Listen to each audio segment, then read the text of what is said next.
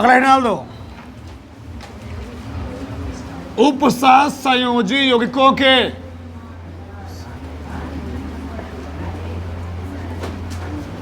उपसहसंयोजी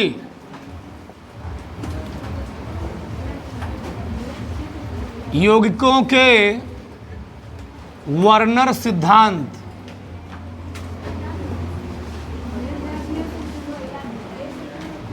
उपसहसंयोजी यौगिकों के वर्नर सिद्धांत हिंट डालो। उपसहसंयोजी यौगिकों के वर्नर सिद्धांत।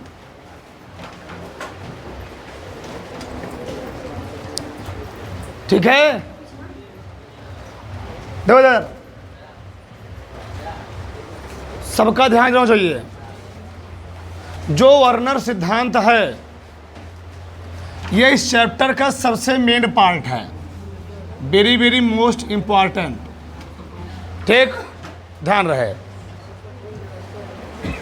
उस सबका ध्यान देना चाहिए।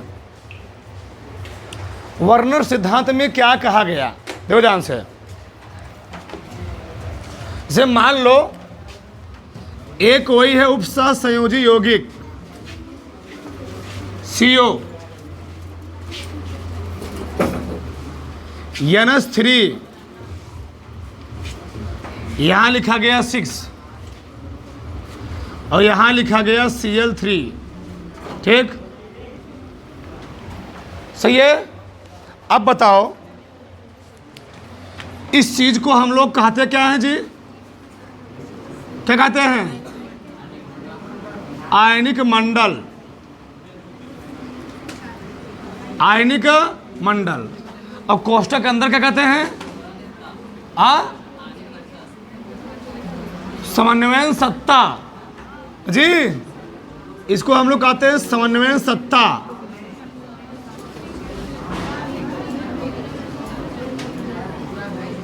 समन्वयन सत्ता। ठीक, लिखवाया गया ना सब, देखो देखो। तो बाहर वाले को हम लोग कहते हैं आयनिक मंडल और गुरु कोष्ठक अंदर वाले को हम लोग क्या कहते हैं जी? समन्वयन सत्ता। अब यहां समझो, इधर ये हमारा है गुरु कोष्ठक। एक एक बात ध्यान से जाना। ये क्या है जी? गुरु कोष्ठक। गुरु कोष्ठक, तो इधर मैं लिख देता हूं इसको। ये है गुरु कोष्ठक। और हम लोग जानते हैं गुरु कोष्ठक के अंदर होते हैं 2 मिला। एक क्या होता है? एक होता है केंद्रीय धातु परमाणु। केंद्रीय धातु परमाणु, ये ऐसे हम लोग कहते क्या है? आयन। और ये क्या होता है अगला? लिगेंड। लिगेंड, बस समझ में आई? इधर देखो, तो आगे पूरा जगह खाली है, 2 बेंच खाली है, तुम इसे पीछे बैठो। ये है केंद्रीय धातु परमाणु या आयन। ठीक, ये है लिगेंड और ये है गुरु कोष्ठक। और गुरु कोष्ठक के बाहर वाले परमाणु को हम लोग कहते क्या है जी? आयनिक मंडल। ठीक, और इस पूरे गुरु कोष्ठक के अंदर पार्ट को हम लोग कहते क्या? समन्वय ना सत्ता। देखो, तो वर्नर के सिद्धांत में कहा क्या गया? वर्नर सिद्धांत था क्या? तो उपसहसंयोजी यौगिकों के गुणों की व्याख्या करने के लिए सन 1893 ईस्वी में, कब? सन 1893 ईस्वी में वर्नर ने एक सिद्धांत प्रस्तुत किए। एक सिद्धांत प्रस्तुत किए जिसको हम लोग कहते क्या हैं? वर्नर का सिद्धांत कहते हैं। अब वर्नर के सिद्धांत में क्या क्या कहा गया ये बात समझो। ठीक, वैसे मुख्य रूप से 3 ही पॉइंट है, लेकिन 5 पॉइंट लिखवाएंगे। देखो इधर, पहला पॉइंट क्या था? पहला पॉइंट वर्नर के सिद्धांत में कहा गया उपसहसंयोजी यौगिकों में केंद्रीय धातु परमाणु या केंद्रीय धातु आयन 2 प्रकार की संयोजकता प्रदर्शित करते हैं। वर्नर के सिद्धांत में पहला सिद्धांत क्या कहा गया कि उपसहसंयोजी यौगिकों में, ये पूरा क्या है जी? उपसहसंयोजी यौगिक। उपसहसंयोजी यौगिकों में जो केंद्रीय धातु परमाणु होता है, चाहे कहें आयन, वह दो प्रकार की संयोजकता प्रदर्शित करता है। पहली संयोजकता को हम लोग कहते हैं प्राथमिक संयोजकता और दूसरी को हम लोग क्या कहते हैं द्वितीयक संयोजकता। ठीक, पहले को हम लोग कहते हैं प्राइमरी बैलेंसी, दूसरी को हम लोग क्या कहते हैं सेकेंडरी बैलेंसी। ठीक, बस इसी दो चीज़ के लिए ये सिद्धांत आया था। मतलब वर्नर के सिद्धांत में पहली बात ये बोली गई जो के उपसहसंयोजी यौगिक में जो केंद्रीय धातु परमाणु होता है या आयन होता है वह दो प्रकार की संयोजकता, दो प्रकार की बैलेंसी को क्या करता है रिप्रेजेंटेट करता है, प्रदर्शित करता है। पहली संयोजकता को हम लोग कहते हैं, एकदम शॉर्टकट समझाने का प्रयास कर रहे हैं। पहली संयोजकता को हम लोग कहते हैं प्राथमिक संयोजकता, दूसरी को हम लोग कहते क्या हैं द्वितीयक संयोजकता। अब प्राथमिक संयोजकता चाहे वह द्वितीयक संयोजकता हो, दोनों की प्रायोरिटी होती है कि अपने अंदर बैलेंसी को पूरा करना, अपने अंदर बैलेंसी को पूरा करना, यानी अपने अंदर बंध को बनाने की क्षमता होती है। जो प्राथमिक संयोजकता होती है वह आयनित होती है। क्या होती है आयनित, यानी उसको हम जल में घोलेंगे तो क्या हो जाएगी जल में टूट जाएगी, वियोजित हो जाएगी। ठीक, तो जो प्राथमिक संयोजकता होती है वो क्या होती है जी वो आयनित होती है तथा इसे बिंदुवत रेखा से, किसे इसे बिंदुवत रेखा या डॉटेड लाइंस क्या करते हैं प्रदर्शित करते हैं। यह ऋणायनों द्वारा क्या होती है संतुष्ट होती है। देखो जरा, जो प्राथमिक संयोजकता होती है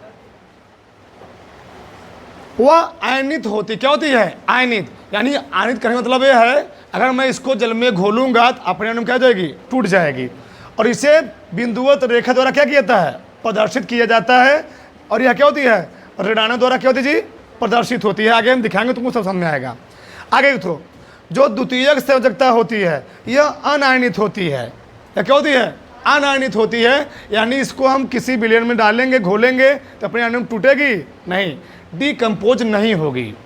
ठीक, तथा इससे सीधी रेखा द्वारा क्या किया जाता है प्रदर्शित किया जाता है। और यह ऋणायनों धनायनों या उदासीन अणु द्वारा क्या होती है संतुष्ट होती है। एकदम शॉर्टकट में समझो, जो प्राथमिक संयोजकता होती है वह होती है केंद्रीय धातु परमाणु की ऑक्सीकरण अवस्था।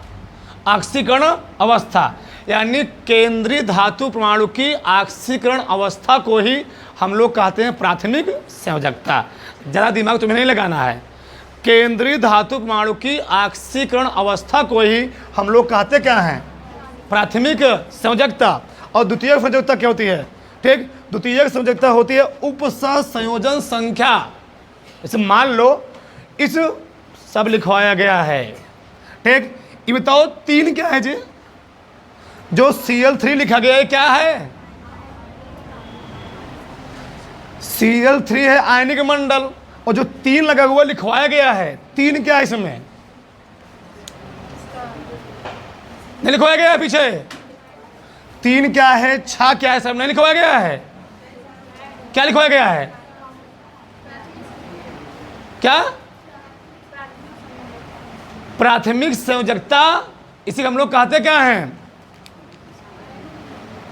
ए भैया आयनिक मंडल तो पूरा है ना, ये प्राथमिक क्या है संयोजकता है। और जो नीचे लगा हुआ है इस चीज को हम लोग क्या कहते हैं, इसी को हम लोग कहते हैं उपसहसंयोजन संख्या। यह प्राथमिक संख्या है क्या उपसहसंयोजन संख्या। यानी ऐसे समझो केंद्रीय धातु परमाणु से जो लिगेंड जुड़ा रहेगा, जो लिगेंड जुड़ा रहेगा उस लिगेंड के नीचे जो संख्या रहेगी, उस लिगेंड के अंदर लिगेंड के नीचे जो संख्या होगी उसको हम लोग द्वितीयक संयोजकता नहीं बोलेंगे, उसको हम लोग बोलेंगे उपसहसंयोजन संख्या या समन्वयन संख्या बोलेंगे। बात समझ में आई।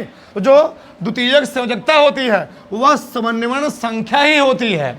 बताओ तो इस उपसहसंयोजी यौगिक में समन्वयन संख्या कितनी है 6 है। यही यानी यही क्या है, यही तुम्हारी है द्वितीयक संयोजकता। अब मान लो इस कोबाल्ट का हमको निकालना हो ऑक्सीकरण अवस्था, तो X प्लस 6 गुणे क्या लिखोगे 0, फिर 3 गुणे -1 बराबर 0, तो X - 3 बराबर 0, X बराबर +3। यानी कहने मतलब ये है जो यहाँ संख्यवा है वही क्या है, इसकी ऑक्सीकरण संख्या के लगभग बराबर होती है, लगभग। क्यों? क्योंकि यही बैलेंस कर रही होती है। इसको क्या करती है? दोनों को, यानी आयनिक मंडल इस समन्वय सत्ता के आयनों का कर रही होती है, बैलेंस कर रही होती है। इसलिए जितनी संख्या यहाँ पर आती है उतनी संख्या इसकी होती है। बात कुछ समझ में आ रही है? समझ में आ रहा है। यानी प्राथमिक संयोजकता क्या होती है? आयनिक मंडल के नीचे जो संख्या लिखी जाती है या केंद्रीय धातु परमाणु की जो ऑक्सीकरण अवस्था होती है उसी को हम लोग कहते हैं क्या है? प्राथमिक संयोजकता। और केंद्रीय धातु परमाणु से जितनी मात्रा में लिगेंड जुड़े होते हैं, केंद्रीय धातु परमाणु जितनी मात्रा में लिगेंड जुड़े होते हैं उन सभी लिगेंडों की संख्या को हम लोग कहते क्या है?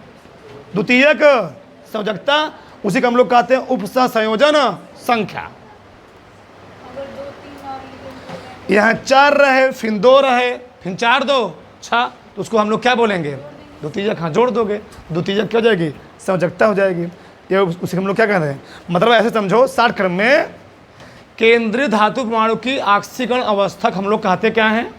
प्राथमिक संयोजकता।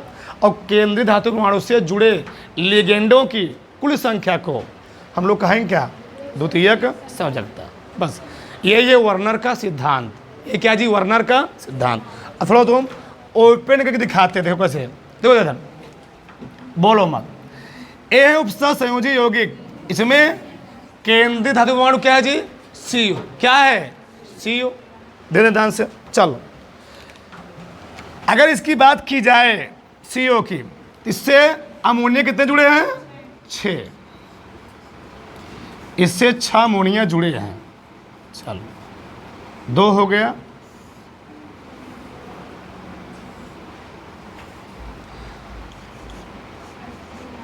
3 हो गया, 5 हो गया, 6 हो गया। सही है, 6 अमोनिया हो गए। अब आगे देखो, ठीक, कितने क्लोरीन जुड़े हैं जी? 3। अब देखो, बहुत ध्यान से देना। Cl1 Cl2 क्या छोड़ कहीं जोड़ दो, Cl3। हाँ देखो इधर, अब समझो, तुमको समझ में आएगा। देखो इधर, केंद्रीय धातु परमाणु में कौन है? कोबाल्ट। इसमें रेड वाला है केंद्रीय धातु परमाणु, और जो ब्लैक कलर से दिखाया गया है वही क्या है जी? वही है लिगेंड। बताओ, लिगेंडों की संख्या टोटल कितनी है? लिगेंडों की संख्या टोटल 6 है, और उसी लिगेंडों की कुल संख्या को ही हम लोग कहेंगे क्या? द्वितीयक संयोजकता। क्या कहेंगे जी? द्वितीयक संयोजकता। और देखो ध्यान से, जो केंद्रीय धातु परमाणु से लिगेंड जुड़े हुए हैं उनको डॉटेड लाइन से नहीं बल्कि एक सीधी रेखा से क्या करोगे? उसको इंडिकेट करोगे। ये सीधी रेखा है। क्या है? सीधी रेखा है। यानी इस केंद्रीय धातु परमाणु से जो लिगेंड जुड़े होंगे उनको हम किसे दिखाएंगे? सीधी रेखा से। यानी द्वितीयक संयोजकता को हमेशा सीधी रेखा से क्या किया जाता है? प्रदर्शित किया जाता है। सब कुछ करो ना। लेकिन जो प्राथमिक संयोजकता होगी, क्योंकि यह गुरु कोष्ठक के बाहर होती है, यह अपने अणु में डिकम्पोज होती है, टूट जाती है। मतलब यह इसका भाग नहीं है, यह अणु में टूट गई, इसलिए इसको क्या दिखाया जाता है? डॉटेड लाइन से। क्योंकि यह गुरु कोष्ठक के अंदर का पार्ट नहीं है। यह क्या हो जाएगी? इसको हम जल में घोलेंगे तो ये वाला पार्ट अलग, ये वाला पार्ट क्या हो जाएगा? अलग। केंद्रीय धातु परमाणु को अपना इलेक्ट्रॉन युग्म देता है, तो जब केंद्रीय धातु परमाणु को अपना इलेक्ट्रॉन युग्म अमोनिया ने दिया तो उससे साइन करवाया, हम तुमको अपना इलेक्ट्रॉन युग्म दे तो रहे हैं लेकिन तुम हमारा साथ कभी छोड़ोगे नहीं। यानी ए पार्ट हमेशा साथ रहेगा और ये पार्ट क्या हो जाएगा? अलग हो जाएगा। लेकिन जब ए पार्ट अलग होगा विलेन में, उसको हम लोग दिखाने के लिए कि अलग हो रहा है, कैसे दिखाएंगे? डॉटेड लाइन से दिखाएंगे। लेकिन ए पार्ट क्योंकि अलग नहीं हुआ, इसलिए इसको क्या दिखाई देगा? सीधी लाइन्स। क्या दिखाई देगी? सीधी लाइन्स। तो इसी डॉटेड लाइन की संख्या को ही,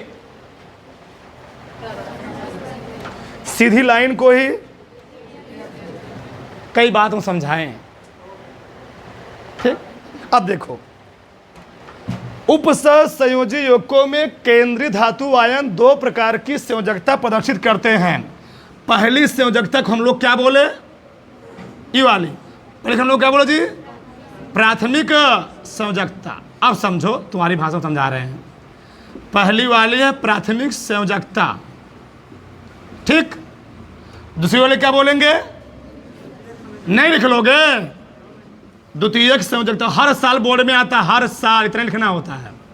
बहुत विस्तार तुमको नहीं समझा रहे हैं, एकदम शॉर्टकट में। देखो जरा, उपसह संयोजी यौगिकों में केंद्रीय धातु परमाणु दो प्रकार की संयोजकता रिप्रेजेंटेड करता है। पहली वाली संयोजकता क्या बोलेंगे, प्राथमिक संयोजकता। दूसरी वाली क्या बोलेंगे, जो प्राथमिक संयोजकता होती है वह आयनित होती है। क्या होती है, आयनित होती है। यह अपने अणु में क्या हो जाएगी, यह अपने अणु में टूट जाएगी, ठीक।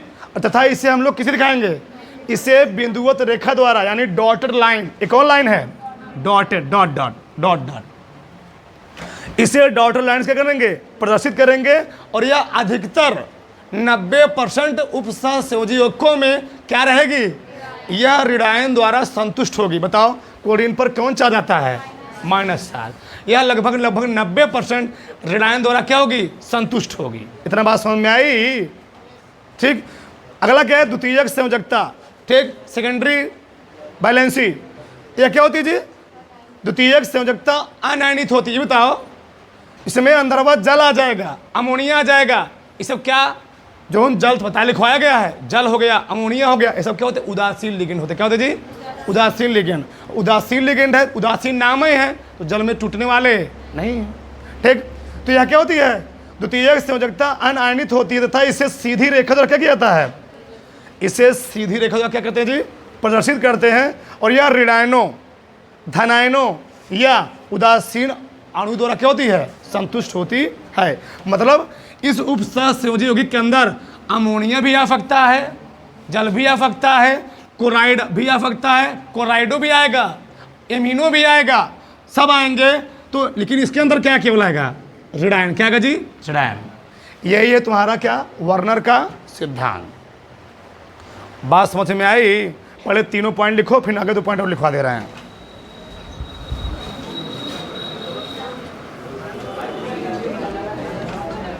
दो पॉइंट और लिखो, हाँ उसी में चौथा पॉइंट लिखो,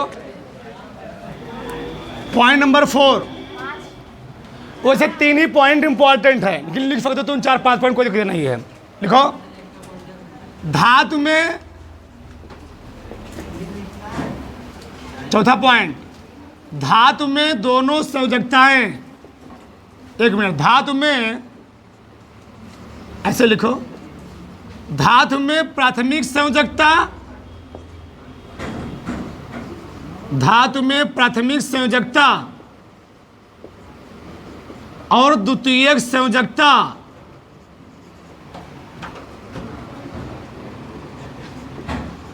धातु में प्राथमिक संयोजकता और द्वितीयक संयोजकता दोनों में अपनी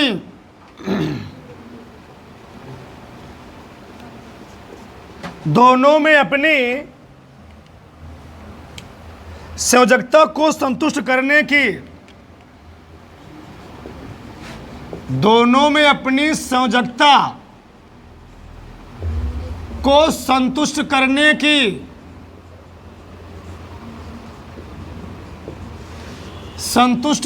की प्रवृत्ति होती है।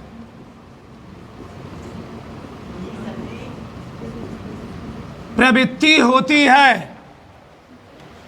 धातु में प्राथमिक संयोजकता और द्वितीयक संयोजकता दोनों में अपनी संयोजकता को संतुष्ट करने क्या होती जी, प्रवृत्ति होती है, बताएंगे। अगला पॉइंट लिखो, किसी उपसह संयोजी यौगिक में, 5वां पॉइंट, किसी उपसह संयोजी यौगिक में, किसी उपसह संयोजी यौगिक में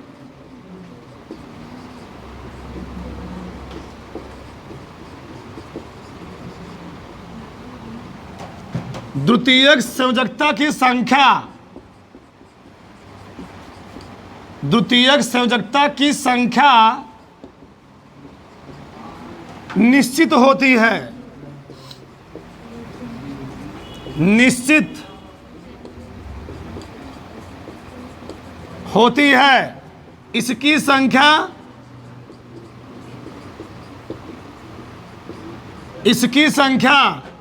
दो, चार, छः हो सकती है। और विभक्ति की जगह लिख कर क्या करोगे? हो सकती है। तो किसी उपसहसंयोजी यौगिक में द्वितीयक संयोजकता की संख्या क्या होती जी? निश्चित होती है, इसकी संख्या 2, 4, 6 हो सकती है। नहीं, सीधा नहीं होगी। आगे लिख लो, एक पॉइंट और लिख लो। किसी उपसहसंयोजी यौगिक में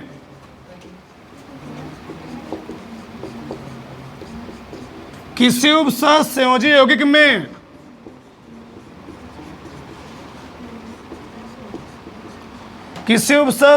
में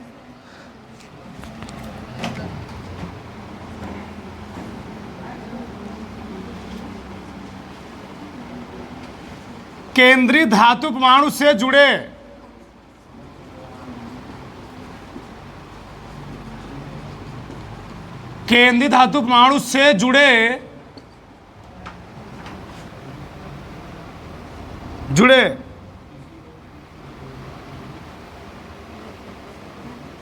धनायनों, ऋणायनों, द्वितीय संयोजक बात हो रही है, या उदासीन लिगेंडों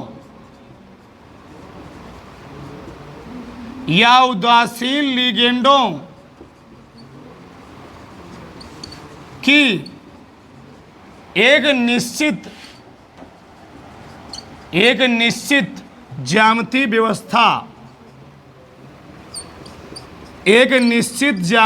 व्यवस्था होती है। इतना लिख दोगे। बहुत सारे किताब में 3 ही 4 पॉइंट दिए गए, 6 पॉइंट लिखा गया। इतना लिख दोगे, अकाट्य हो गया पूरा। तो हम पूरा विस्तार लिखो। देखो इधर, अब एक पॉइंट समझो। इधर देखो, इधर समझो। पहले चौथा पॉइंट क्या है?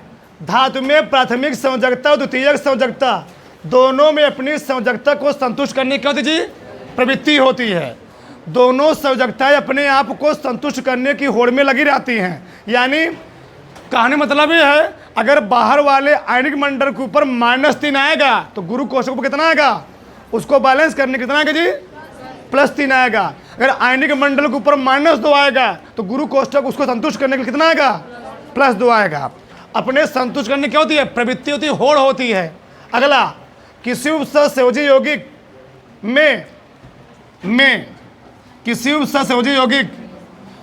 में द्वितीयक संयोजकता की संख्या क्या होती है जी? निश्चित होती है। इसकी संख्या कितनी हो सकती है? किसी भी उपसहसंयोजी यौगिक में द्वितीयक संयोजकता की संख्या क्या होगी? निश्चित होगी। और इसकी संख्या लगभग तुम जानो 8, 10, 12 भी हो सकते हैं, लेकिन उसको हम लोग बहुत कम काउंट करते हैं। हम लोग अधिकतर देखते कितना है? तुम लोग देखे भी हो, या तो 2 होगी, या तो 4, या तो 6 होगी। आगे 3 नहीं होगी। और ध्यान है, एक बात सुनना पहले, ये बहुत मेन पॉइंट है। जो केंद्रीय धातु परमाणु से लिगेंड जुड़ा होगा उसकी संख्या कभी भी किसमें? विषम संख्या में नहीं होगी। किसमें होगी? सम संख्या में। 2, 4, 6, 8, 10, 12। हाँ, 6 ज़्यादा तो 8 होगा ना, 10 होगा, 12 होगा, लेकिन विषम संख्या में नहीं होगी, सम में रहेगी। ध्यान रहे, 2, 4, 6, 8, 10, 12 से होगी। ठीक, तो लगभग यही होता है, मेन यही होता है। आगे देखो, किसी उपसहसंयोजी यौगिक में केंद्रीय धातु परमाणु से जुड़े धनायनों, ऋणायनों या उदासीन लिगेंडों की एक निश्चित क्या होती है? ज्यामितीय व्यवस्था होती है। मतलब ये कहना चाह रहा है, जो केंद्रीय धातु परमाणु से जो लिगेंड जुड़े हुए हैं, वो जब लिगेंड जुड़ेंगे, किसे जुड़ेंगे? केंद्रीय धातु परमाणु से, तो एक निश्चित ज्यामितीय व्यवस्था में जुड़े होंगे। ऐसे अंड संड नहीं जुड़े होंगे जी, एक निश्चित ज्यामितीय व्यवस्था में जुड़े होंगे। चाहे वह अष्टफलकी हो, चाहे वह कुछ भी हो, क्या रहेंगे? एक वर्ग समतली हो, वर्गाकार समतली हो, लेकिन एक निश्चित क्या रहेंगे? ज्यामिति में रहेंगे। बताओ, वर्नर सिद्धांत एकदम सही समझ में आया? तुम्हारे मन में डाउट ना हो तो नीचे लिख लो, नोट लिखो, नोट। नीचे लिखो नोट, नीचे लिखो नोट, उसमें हेडिंग डालो प्राथमिक संयोजकता। नोट लिख लो, तुम डाउट में रहो, समझ रहे हैं।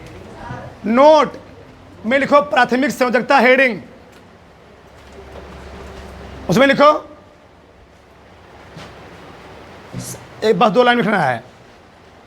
प्राथमिक संयोजकता हेडिंग है ना, लिखो केंद्रीय धातु परमाणु की ऑक्सीकरण संख्या को ही, केंद्रीय धातु परमाणु की ऑक्सीकरण संख्या को ही, केंद्रीय धातु परमाणु की ऑक्सीकरण संख्या को ही क्या कहते हैं? प्राथमिक संयोजकता कहते हैं। बस, केंद्रीय धातु परमाणु की ऑक्सीकरण संख्या को ही प्राथमिक संयोजकता कहते हैं। दूसरा हेडिंग, द्वितीयक संयोजकता, सेकेंडरी वैलेंसी। द्वितीयक संयोजकता, देखो केंद्रीय धातु परमाणु से जुड़े, केंद्रीय धातु परमाणु से जुड़े, केंद्रीय धातु परमाणु से जुड़े लिगेंडों की संख्या, केंद्रीय धातु परमाणु से जुड़े लिगेंडों की संख्या, क्वेश्चन लिख लो उपसह संयोजन संख्या, केंद्रीय धातु परमाणु से जुड़े लिगेंडों की संख्या, कोष्टक में उपसह संयोजन संख्या नीचे लिखा गया सब, उपसह संयोजन संख्या या समन्वयन संख्या, उपसह संयोजन संख्या या समन्वयन संख्या कोष्टक बंद को द्वितीयक संयोजकता कहते हैं, को द्वितीयक संयोजकता कहते हैं।